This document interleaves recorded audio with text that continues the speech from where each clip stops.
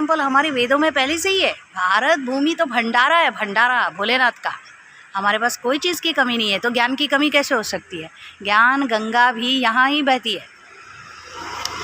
तो संत एकनाथ जी और तुकाराम जी की एक बात बताती हूँ।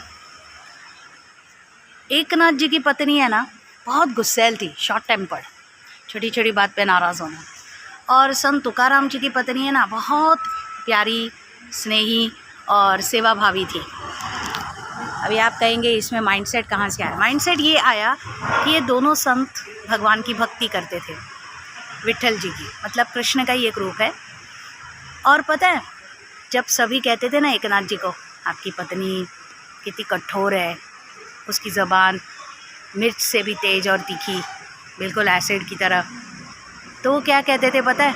मैं तो विट्ठल का बहुत शुक्रगुजार हूँ, भगवान ने मुझे ऐसी पत्नी दी जिसके वजह से मेरी भक्ति में रंग चढ़ गया और मेरी निष्ठा और बढ़ गई।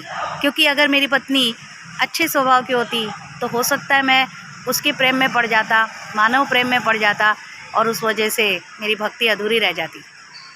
And on the other hand, संत तुकाराम जी को लोग कहते थे कि आपकी पत्नी इतनी सेवाभावी, इतने निर्मल मन की है, आप तो बहुत भाग्यशाली हो।